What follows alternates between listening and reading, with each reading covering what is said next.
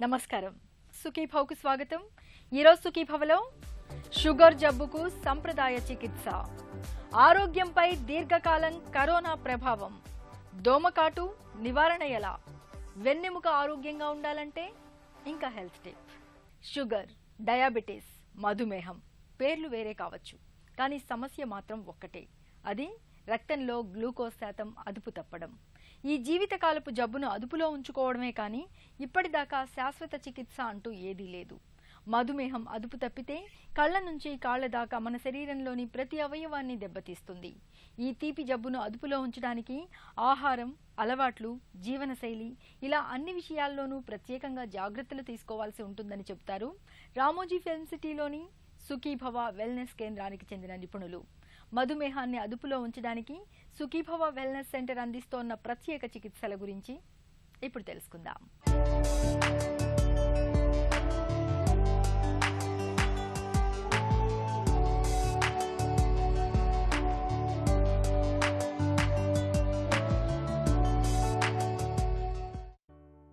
తీపి అనే ప్రతి మాటలో కొన్ని సందర్భాలలో తీపి కబురు ఉండకపోవచ్చు.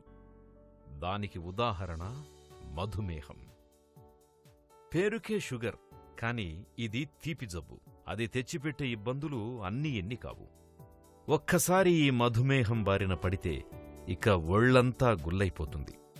ముందుగా ఒంట్లో షుగర్ నిల్వలు పేరుకుపోవడం వల్ల రక్తనాళాల్లో సమస్యలు మొదలవుతాయి. ఒంట్లో షుగర్ ఉంటుంది, కాని అది మాత్రం శరీర భాగాలకు అందదు. దీంతో విపరీతమైన నీరసం.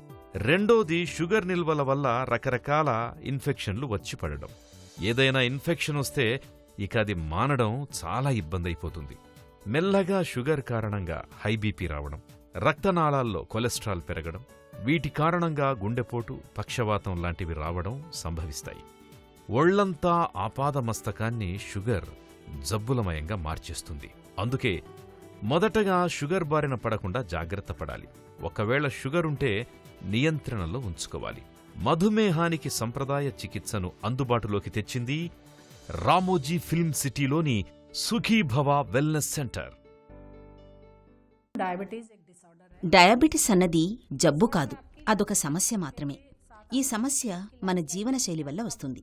మన జీవనశైలి అంటే మనం ఏ టైంకి ఏం తింటున్నాం, ఎంత నీళ్లు తాగుతున్నాం, ఎంత నిద్రపోతున్నాం, మన పనివేళలు ఎలా ఉంటున్నాయి, మన ఒత్తిళ్లు ఎలా ఉంటున్నాయి, మనం మరీ ఎక్కువగా తింటున్నామా, మరీ తక్కువగా తింటున్నామా, ఇవన్నీ మన ఎండోక్రైన్ వ్యవస్థ మీద ప్రభావం చూపిస్తాయి.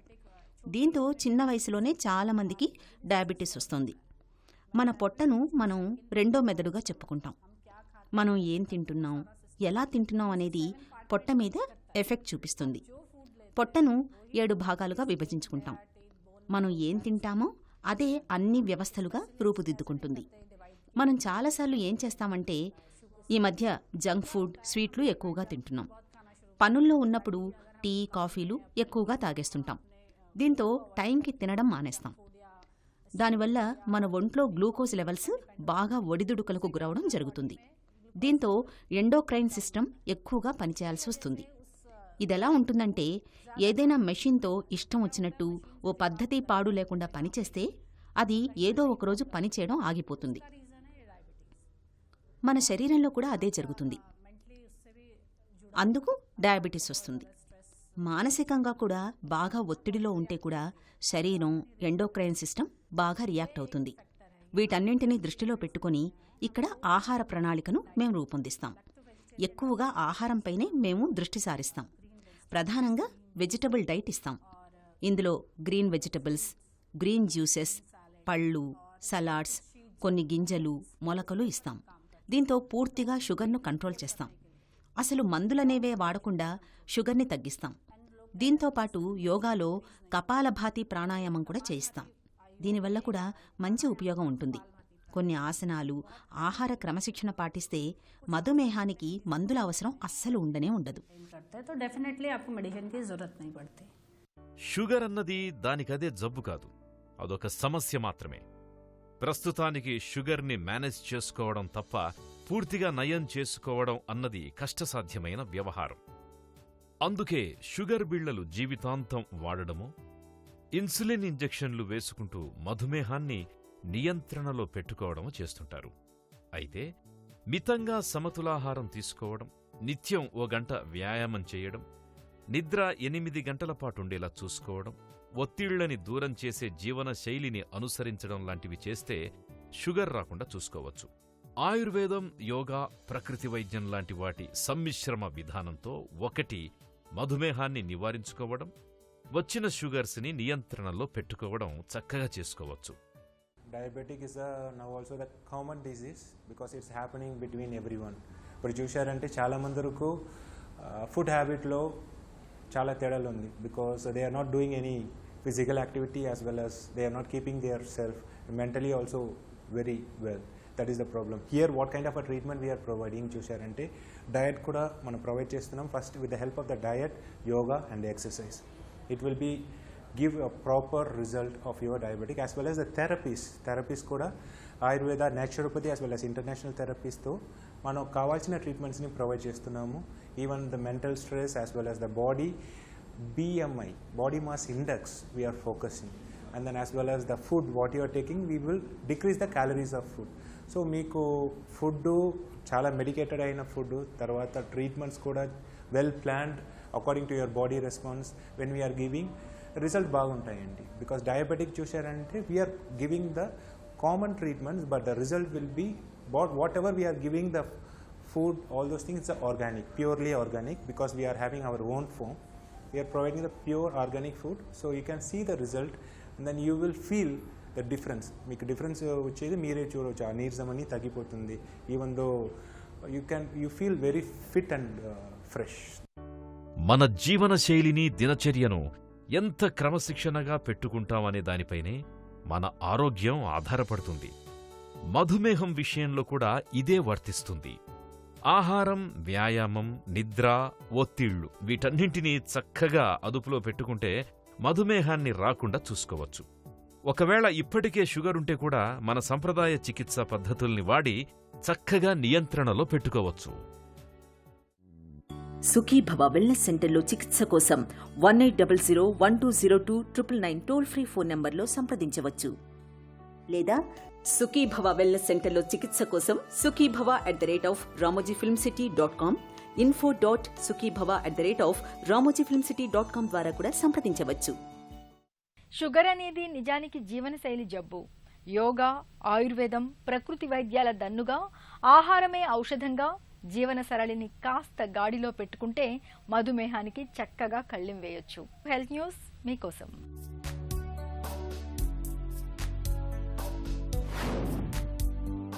కరోనా సోకి స్వల్ప స్థాయిలో అనారోగ్యానికి గురైనప్పటికీ లక్షణాలు మాత్రం నెలల తరబడి ఉంటున్నాయని ఓ అధ్యయనంలో తేలింది. మరికొంతమందిలో రోజులు గడుస్తున్న కొద్దీ అనారోగ్యం మరింత తీవ్రమవుతోన్నట్లు వెల్లడైంది. ఈ మేరకు ఫ్రాన్స్లో మార్చి నుంచి జూన్ మధ్యలో జరిపిన ఒక అధ్యయనాన్ని క్లినికల్ మైక్రోబయాలజీ అండ్ ఇన్ఫెక్షన్ జర్నల్లో ప్రచురితమైంది. స్వల్ప నుంచి ఓ మోస్తరు స్థాయి లక్షణాలున్న 150 మంది కోవిడ్ బాధితులపై ఈ అధ్యయనం జరిపారు. వీరిలో 66.66% మందిలో కరోనా నిర్ధారణ అయిన 60 రోజుల తర్వాత కూడా లక్షణాలు తగ్గుముఖం పట్టలేదు. రుచి, వాసన కోల్పోవడం, శ్వాస సమస్య, అలసట, జ్వరం, జలుబు సహా మరికొన్ని కోవిడ్ లక్షణాల్లో ఏదో ఒకటి వీరిలో కనిపిస్తున్నట్లు గుర్తించారు. ఇక 33.33% మందిలో తొలినాళ్లతో పోలిస్తే ఆరోగ్యం బాగా క్షీణించింది. ముఖ్యంగా 40 నుంచి 60 ఏళ్ల మధ్య వయసు ఉన్న వారిలో లక్షణాలు దీర్ఘకాలం కొనసాగాయి. కోవిడ్ నుంచి కోలుకున్న తర్వాత కూడా చాలా మంది అనారోగ్యంతో బాధపడుతున్నారన్న పరిశీలనకు ఈ అధ్యయనం బలం చేకూరుస్తోంది. కరోనా నెగటివ్గా నిర్ధారణ అయినప్పటికీ చాలా మంది శ్వాసకోశ, గుండె సంబంధిత ఇబ్బందులు సహా మరికొన్ని అనారోగ్య సమస్యలకు గురవుతున్నట్లు పలు పరిశీలనల్లో ఇప్పటికే వెల్లడైన విషయం తెలిసిందే. ముఖ్యంగా ఊపిరితిత్తులు బాగా దెబ్బతింటున్నాయని తేలింది. మహమ్మారి పూర్తిగా అంతమైన తర్వాత కూడా ఆరోగ్యంపై అత్యంత శ్రద్ధ వహించాల్సిన అవసరాన్ని ఈ అధ్యయనం గుర్తు చేస్తోందని పరిశోధకులు పేర్కొంటున్నారు. దీనిపై మరింత లోతుగా పరిశోధనలు జరగాల్సిన అవసరం ఉందని శాస్త్రవేత్తలు అభిప్రాయపడుతున్నారు. దోమలు చూడ్డానికి అల్ప ప్రాణులే కావచ్చు, కానీ అవి తెచ్చిపెట్టే జబ్బులు మాత్రం అనంతం. డెంగీ, గన్యా, మలేరియా తదితర జ్వరాలన్నీ దోమల పుణ్యమే. వర్షాకాలంలో నిల్వ నీటి కారణంగా దోమల సంతతి ఇబ్బడి ముబ్బడిగా వృద్ధి చెందుతుంటుంది. దోమల నిర్మూలనకు ఇవాళ మార్కెట్లో రకరకాల కాయిల్స్, మందులు దొరుకుతున్నాయి. అయితే వీటన్నింటికి మించి మన ఇంట్లోనే సహజ సిద్ధంగా లభించే పదార్థాలతోనే దోమకాట్ల నుంచి రక్షణ పొందొచ్చు. దోమకాట్ల నుంచి మనల్ని రక్షించే సహజమైన పరిష్కార మార్గాల గురించి ఇప్పుడు తెలుసుకుందాం.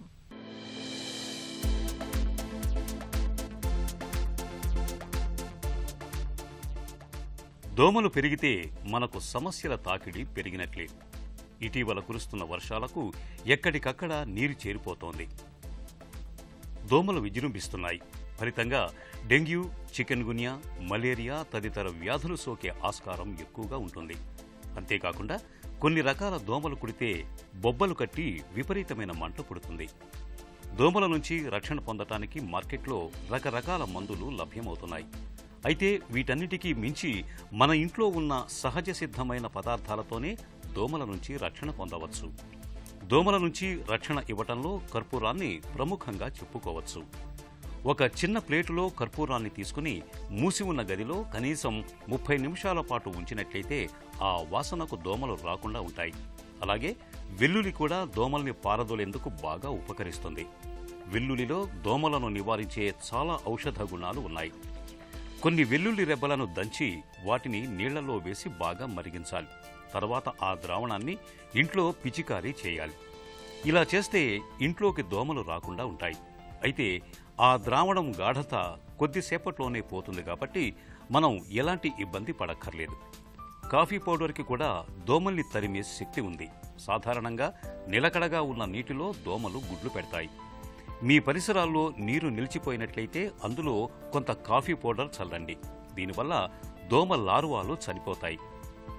అలాగే లావెండర్ నూనె వాసనను దోమలు భరించలేవు. లావెండర్ నూనెను దోమల నుంచి రక్షణగా ఉపయోగించుకోవచ్చు. ఇంట్లోనూ పరిసర ప్రాంతాల్లో లావెండర్ నూనెను పిచికారీ చేస్తే దోమలు దరిచేరవు. అవసరమైతే కొద్ది మొత్తంలో నూనెను చర్మానికి కూడా రాసుకోవచ్చు. పుదీనా ఆకులకు సైతం దోమల్ని అరికట్టే గుణం ఉంది. ఈ ఆకులంటే దోమలు ఆమడ దూరం ఎగిరిపోతాయి. దీనిలోని ఔషధ గుణాలు పరిసరాల్లో ఉండే దోమలను నివారిస్తాయి. ఇంట్లో ఏదో ఒక మూల పుదీనా ఆకుల్ని గాని లేదా పుదీనా ఆయిల్ను ఉంచినట్లయితే దాని నుంచి వెలువడే పరిమళం వల్ల దోమలు దరిచేరవు. కర్పూరం, వెల్లుల్లి, కాఫీ పొడి, పుదీనా వంటి సహజ సిద్ధమైన పదార్థాలతో దోమల్ని ఎలా నిర్మూలించుకోవచ్చో, దోమకాట్ల నుంచి ఎలా రక్షణ పొందొచ్చో తెలుసుకున్నాం కదా. Healthy spine is vital for healthy life. మన వెన్నెముక ఆరోగ్యంగా ఉన్నప్పుడే మన ఆరోగ్యము భేషుగ్గా ఉంటుందని దీని అర్థం. నిజమే, ప్రమాదవశాత్తు వెన్నుకు గాయాలైనా, జబ్బులు, ఇన్ఫెక్షన్ల మూలంగా వెన్నెముక దెబ్బతిన్నా చెట్టంత మనిషి సైతం కుప్పకూలిపోతాడు. కొన్నిసార్లు మంచానికే పరిమితమైపోవాల్సి ఉంటుంది. అందుకే మన శరీరానికి ఇరుసు లాంటి వెన్నెముకను మనం చక్కగా కాపాడుకోవాలి. మన వెన్నెముకకు తరచుగా ఎదురయ్యే సమస్యలు, వాటికి చికిత్స, నివారణ మార్గాల గురించి డాక్టర్ని అడిగి ఇప్పుడు తెలుసుకుందాం. మన శరీరంలో వెన్నెముక ప్రాధాన్యం ఏంటి? స్పైన్ అనేది మన బాడీకి వెయిట్ బేరింగ్ స్ట్రక్చర్ అండి. అంటే స్పైన్లో 2 పార్ట్స్ ఉంటాయి. ఒకటి స్పైనల్ కార్డ్, ఇంకోటి వెర్టిబ్రల్ బాడీస్. వెర్టిబ్రల్ బాడీస్ అంటే వెన్నుపూసలు, స్పైనల్ కార్డ్ అంటే వెన్నుపాము. సో వెన్నుపాము పని ఏంటంటే మన మెదడు నుంచి చేతులకి, కాళ్ళకి, ఛాతీ భాగానికి మొత్తానికి నరాలు కరెంట్ అంటే మన సిగ్నల్ సప్లై చేయడం. ఇప్పుడు నేను చెయ్యి కదపాలన్నా, కాలు కదపాలన్నా సరే బ్రెయిన్ నుంచి స్పైనల్ కార్డ్ ద్వారా అంటే వెన్నుపాము ద్వారానే సిగ్నల్స్ అన్నీ వెళ్తాయి. సో వెన్నుపాము ఒకవేళ డ్యామేజ్ అయితే కాళ్ళల్లోకి, చేతుల్లోకి, వాటిలోకి సిగ్నల్స్ తక్కువ వెళ్ళడమో లేకపోతే కంప్లీట్గా ఆగిపోవడమో జరుగుతుంది. దీన్నే పెరాలసిస్ అంటారు. దీన్ని కాపాడటం కోసం దీని చుట్టూతో 30 ఎముకలు ఉంటాయి. తలలో ఉన్న వెయిట్ మెడలోంచి వెన్నుముక్కల ద్వారా మళ్ళీ ఛాతీలోకి వెళ్ళి, ఛాతీ వెయిట్ మొత్తం కూడా మళ్ళీ వెన్నుముక్కల ద్వారా నడుములోకి వెళ్ళి, నడుము భాగంలో కాళ్ళ ద్వారా కిందకి భూమిలోకి వెళ్ళిపోతాయి.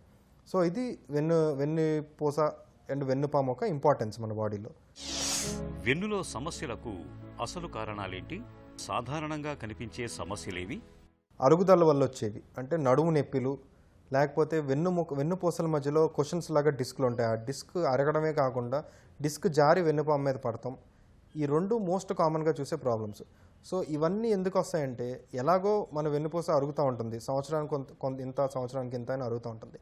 కానీ మనం ఎక్సర్సైజ్ అస్సలు చేయకుండా, అన్ఎకస్టమ్డ్ వర్క్ అండ్ మన వెన్నుపూస కేర్ తీసుకోకుండా, వెయిట్స్ ఎత్తేటప్పుడు జాగ్రత్తగా ఎత్తకుండా, వెయిట్ ట్రాన్స్మిషన్స్ మజిల్ ద్వారా వెళ్లకుండా, బోన్స్ ద్వారా వెళ్లకుండా డిస్కుల ద్వారా వెళ్ళేటట్టుగా మనం అబ్నార్మల్ పొజిషన్స్లో వెయిట్స్ ఎత్తడం వల్ల ఎక్కువగా అరుగుతుంది. సో ఇలా ఎక్కువగా అరగడం వల్ల మన 50 to 60 ఇయర్స్ వరకు ఉంటే వచ్చే చేంజెస్ 30 ఇయర్స్లోనే చూస్తున్నాం ఇప్పుడు చాలామంది పేషెంట్స్లో. ఈ చేంజెస్ వల్ల కంటిన్యూస్గా బ్యాక్ పెయిన్ రావడం, మధ్యాహ్నం సాయంత్రం అయ్యేపాటికి నడుము నొప్పి విపరీతంగా ఎక్కువైపోయి మనం కూర్చోలేకపోవడం, ఇలాంటి ప్రాబ్లమ్స్ వస్తుంటాయి. ఒక్కోసారి బాగా ఎక్కువ వెయిట్ ఎత్తేయడం వల్ల, లేకపోతే మన డిస్క్లో జెనెటిక్గా కొన్ని ప్రాబ్లమ్స్ ఉండటం వల్ల డిస్క్ జారి వెన్నుపోమ మీద కూడా పడే అవకాశాలు ఉంటాయి. ఇలా జరిగినప్పుడు అది మెడ భాగంలో జరిగితే పెరాలసిస్ రావచ్చు, లేదంటే చేతుల్లోకి నొప్పి రావచ్చు. అదే మన నడుము భాగంలో జరిగితే కాళ్ళలోకి నొప్పి రావచ్చు, దాన్నే మనం సయాటికా అంటాం. సో ఈ సయాటికా కానీ లేకపోతే డిజనరేటివ్ ప్రాబ్లమ్స్ కానీ these are the most common things అనమాట మనం ఇప్పుడు రొటీన్గా చూసే ప్రాబ్లమ్స్. మోస్ట్లీ కంప్యూటర్ దగ్గర ఎక్కువ వర్క్ చేయడం and continuous working without rest and exercise అస్సలు లేకపోవడం, ఈ మూడే మన చేతుల్లో ఉన్న రీజన్స్, మనం కంట్రోల్ చేయగలిగిన రీజన్స్. ఇవి మనం కంట్రోల్ చేసుకోగలిగితే చాలా వరకు ఉన్న స్పైనల్ రిలేటెడ్ ప్రాబ్లమ్స్ మనం తగ్గించుకోవచ్చు. Third important cause is smoking. Smoking has a direct injury to the vertebral discs. So మనం సర్జరీ చేసే పేషెంట్ కూడా ఇన్ కేసు మా దగ్గరికి వచ్చినప్పుడు రొటీన్గా స్మోకర్ అనుకోండి, we expect more amount of failures. ఎందుకంటే డిస్క్లు చాలా ఎక్కువ అరిగిపోతూ ఉంటాయి. Tobacco and nicotine damage the discs a lot. ఇవి కాకుండా ఫోర్త్ లైఫ్ స్టైల్ రిలేటెడ్, అస్సలు ఎక్సర్సైజ్ లేకపోవడం అండ్ నిద్ర సరిగ్గా లేకపోవడం, స్లీప్ లేకపోవడం, abnormal rest and also stress related diseases. Most common cause of back pain ఇండియాలో కానీ వేరే కంట్రీస్లో కానీ తీసుకుంటే 50 to 60% ఈ స్ట్రెస్, టెన్షన్, యాంగ్జైటీ డిజార్డర్స్. దీనివల్ల పేషెంట్స్కి స్ట్రెస్ వల్ల కొన్ని హార్మోన్స్ రిలీజ్ అయ్యి దానివల్ల బ్యాక్ పెయిన్, నెక్ పెయిన్ వచ్చే అవకాశాలు కూడా ఎక్కువ ఉంటాయి. వెన్నులో సమస్యలకు మన రోజువారీ భంగిమలకు సంబంధం ఉందా? మనం కాన్షియస్గా స్ట్రైట్గా కూర్చోవాల్సిన అవసరం లేదు. మనం బ్యాక్ మజిల్స్ని ప్రాపర్గా ఎక్సర్సైజ్ చేసుకుంటే అవే మనకి బెల్ట్ లాగా పనిచేసి మన పోస్చర్ ఆటోమేటిక్గా స్ట్రైట్గా ఉంటుంది. అండ్ ఇంకోటి, కంప్యూటర్ చూసినప్పుడు కూడా స్ట్రైట్ చైర్లో కూర్చోవాలి, విండో దగ్గర కూర్చోవాలి అండ్ అప్పుడప్పుడు బయట చూస్తూ ఉండాలి, మన ఫోకస్ కూడా డివియేట్ అవుతూ ఉండాలి అని మేము చాలామందికి చెప్తూ ఉంటాం. అది లేకుండా కంటిన్యూస్గా ఇప్పుడు ల్యాప్టాప్స్, వర్క్ ఫ్రమ్ హోమ్ ఎక్కువయ్యేపాటికి మంచం మీద పడుకుని అబ్నార్మల్ పొజిషన్స్లో పడుకుని ఆ బ్యాడ్ పోస్చర్స్ వల్ల డిస్క్ మీద ప్రెషర్ సరిగ్గా పడకుండా దానివల్ల కూడా డిస్క్ అరిగిపోవడం, దానివల్ల కూడా disc related problems, disc prolapse రావడం జరుగుతున్నాయి. బరువులు ఎత్తుతున్నప్పుడు, పనులు చేస్తున్నప్పుడు ఎలాంటి జాగ్రత్తలు తీసుకోవాలి? బ్యాక్ ఎప్పుడు స్ట్రైట్గా ఉండాలి వెయిట్ ఎత్తినప్పుడు. చాలామంది అథ్లీట్స్కి కానీ లేకపోతే రెగ్యులర్గా ఎక్సర్సైజ్ చేసే వాళ్ళకైతే అవి తెలుస్తూ ఉంటాయి, ఎందుకంటే వాళ్ళ ట్రైనర్స్ వాళ్ళు చెప్తూ ఉంటారు. మనం ఇంట్లో ఉన్నప్పుడు మనకు ఎవరు చెప్పరు. సో ఏంటంటే కింద కొంగున్నప్పుడు బ్యాక్ని యూ షేప్ కింద ఉంచేసి ఇలా వంకరగా ఉండేటట్టు చేయకూడదు. ఎప్పుడు back should be very straight. అలా స్ట్రైట్గా ఉన్నప్పుడు ఏంటంటే వెయిట్స్ ఎప్పుడు చేతుల్లోంచి, చెస్ట్ భాగంలోంచి కాళ్ళల్లోకి వెళ్ళిపోతూ ఉంటాయి మనం వంగుంది ఎత్తినా సరే. అట్లాంటప్పుడు పెద్ద వెయిట్స్ ఎత్తిన ప్రాబ్లం లేదు. అలా కాకుండా మనం అబ్నార్మల్గా వెయిట్స్ ఎత్తామంటే మన డిస్క్కి అలవాటు లేని వెయిట్ కాబట్టి గబుక్కుని అది స్లిప్ అయ్యి స్పైనల్ కార్డ్గా తగిలే అవకాశాలు ఎక్కువ ఉంటాయి. అలా తగిలినప్పుడు చాలా రేర్గా, అదృష్టం బాగోపోతే పెరాలసిస్ కూడా రావచ్చు. సో ఇలాంటి జరగకుండా ఉండాలంటే మనం వెయిట్స్ ఎత్తేటప్పుడు చాలా కేర్ఫుల్గా ఉండాలి అండ్ బ్యాక్ స్ట్రైట్గా ఉండాలి. అండ్ సడన్గా మనకి అలవాటు లేని పనులు, అలవాటు లేని వెయిట్స్, రోజు మనం వెయిట్ ఎత్తే వాళ్ళమే అంటే మన బాడీ అలవాటు అయి ఉంటుంది కాబట్టి అది వేరు. అలా కాకుండా మనకి ఎప్పుడు చేయని పని సడన్గా వెళ్ళి మనం ఒకరోజు ఒక 50 కేజీల మూట ఎత్తడానికి ట్రై చేసామంటే డెఫినెట్గా దానికి స్పైన్ మీద ఎసిమెట్రిక్గా వెయిట్ పడి దాన్ని డిస్క్ ప్రొలాప్స్ అయ్యే అవకాశాలు చాలా ఎక్కువ ఉంటాయి. వెన్ను సమస్యలకు ఆధునిక వైద్యంలో ఎలాంటి చికిత్స ఉంది? నడుం భాగంలో తీసుకుంటే పెద్ద డిస్క్ జారిన చాలామంది పేషెంట్స్ కాళ్ళల్లో ఎక్కువ చాలా సిగ్నిఫికెంట్ వీక్నెస్ లేదనుకోండి, అప్పుడు మనం కొన్ని మెడిసిన్స్ ఇచ్చో కొంచెం రెస్ట్ ఇచ్చో చూస్తే ఒక 1 to 2 ఇయర్స్లో మళ్ళీ ఎంఆర్ఐ స్కాన్ చేస్తే ఆ డిస్క్ కరిగిపోతుంది. సో మన టార్గెట్ ఏంటంటే ఈ 2 సంవత్సరాల్లో నరాలు డ్యామేజ్ అవ్వకుండా చూడటం. సో అలాంటప్పుడు most of the times 90% of the patients with spinal disc prolapse will be treated with conservative treatment and they do better. కొంతమంది ఏంటంటే వచ్చేపాటికే ఆల్మోస్ట్ ఫుడ్ డ్రాప్లో వస్తారు. అంటే పాదం బాగా వీక్ అయిపోవడం, లేకపోతే యూరిన్ కంట్రోల్లో, మోషన్ కంట్రోల్లో పోవడం, ఇలాంటివి జరిగితే మాత్రం ఎమర్జెన్సీ సర్జరీ సజెస్ట్ చేస్తాం. ఎందుకంటే మనకు డిస్క్ కరిగిపోయినా సరే యూరిన్ కంట్రోల్ ఒక్కసారి ఆ నరం దెబ్బతిందంటే మళ్ళీ రికవర్ అయ్యే ఆప్షన్స్ చాలా తక్కువ ఉంటాయి. సో మనం ఆ పేషెంట్స్లో రిస్క్ తీసుకోం కాబట్టి చాలామంది, అంటే అట్లీస్ట్ 10% ఆఫ్ ది పేషెంట్స్లో మాత్రం మనం సర్జరీ సజెస్ట్ చేస్తాం. ఇప్పుడు మెడ భాగంలో తీసుకుంటే అది చాలా ఇంపార్టెంట్ పార్ట్. అంటే మైలోపతి అంటారు. అంటే డైరెక్ట్గా మెడలో వెళ్ళే నరాన్ని ఒకవేళ ఎఫెక్ట్ చేస్తే అది ఎర్లీ స్టేజెస్లో ఉన్నా సరే మనం సర్జరీ చెప్తాము. లేదు మెడ భాగం నరం ఏమి డ్యామేజ్ కాలేదు, జస్ట్ స్పాండైలైటిస్ అయితే చిన్న కాలర్ వేసుకుని కొన్ని ఎక్సర్సైజ్ చేసుకుంటే చాలా వరకు కంట్రోల్ అయిపోతుంది. So only in cases of మైలోపతినే మనం మెడ భాగంలో సర్జరీ సజెస్ట్ చెప్తాం. ట్యూబర్క్లోసిస్ అనేది మోస్ట్ కామన్ ఇన్ఫెక్షన్. ట్యూబర్క్లోసిస్ వస్తే ఇదివరకు ఏం చేసేవాళ్ళం అంటే మంచం మీద 6 to 8 వీక్స్ పడుకోమని చెప్పి వారికి టీబీ మెడిసిన్ స్టార్ట్ చేసేవాళ్ళం. ఇప్పుడు వచ్చిన ప్రాబ్లం ఏంటంటే టీబీతో పాటు వేరే ఇన్ఫెక్షన్స్ కూడా స్పైన్లో స్టార్ట్ అవుతున్నాయి. అలాంటి ఇన్ఫెక్షన్స్ ఎక్కువగా కూడా కనిపిస్తున్నాయి. సో మనం కంపల్సరీ బయాప్సీ ఒకటి చేసుకుని అది టీబీయా లేకపోతే వేరే ఇన్ఫెక్షన్ లేకపోతే ఫంగల్ ఇన్ఫెక్షన్ చూసుకుని అప్పుడు కానీ మందులు స్టార్ట్ చేయం. ఒకవేళ నరం డ్యామేజ్ ఎక్కువ అవుతున్నా సరే అప్పుడు ఆపరేషన్ సజెస్ట్ చేస్తాం. ఇంకోటి ఏంటంటే నార్మల్గా వచ్చే టీబీ మందులు 100లో 85 మందికే పనిచేస్తాయి. మిగిలిన 15 మందికి మల్టీ డ్రగ్ రెసిస్టెంట్ టీబీ అని వస్తుంది స్పైన్లో. కాబట్టి మనం రొటీన్గా మనం బయాప్సీ చేయకుండా ఇస్తే ఈ 15 మందిని మిస్ అయ్యి వాళ్ళకి టీబీ ఎక్కువైపోయి వెన్నుపూస డ్యామేజ్ అయిపోయి వెన్నుపాము డ్యామేజ్ అయిపోయే అవకాశాలు ఉంటాయి. కాబట్టి బయాప్సీ కంపల్సరీ చేసుకుని అది టీబీయా కాదా చూసుకోవాలి. టీబీ అయితే అన్ని మందులు పనిచేస్తున్నాయో లేదో చూసుకోవాలి. అవి చూసుకుని కానీ ట్రీట్మెంట్ ఇవ్వకూడదు. మన శరీరానికి ఇరుసు లాంటి వెన్నెముకను దృఢంగా ఉంచుకోవాలంటే దానిపై ఒత్తిడి ఎక్కువగా పడకుండా చూసుకోవాలి. మనం కూర్చున్నప్పుడు, పని చేస్తున్నప్పుడు, బరువులు ఎత్తుతున్నప్పుడు వెన్నుపై భారం పడకుండా తగిన జాగ్రత్తలు తీసుకోవాలి. అప్పుడే మన వెన్నెముక చక్కటి ఆరోగ్యంతో ఉంటుంది. చిన్న చిట్కా మీకోసం. అధిక బరువును వదిలించుకునేందుకు అర చెంచాడు త్రిఫలా చూర్ణాన్ని నిత్యం 2 పూటలా చల్లటి నీళ్లతో తీసుకోవడాన్ని అలవాటు చేసుకోండి. క్రమంగా బరువు తగ్గుతారు.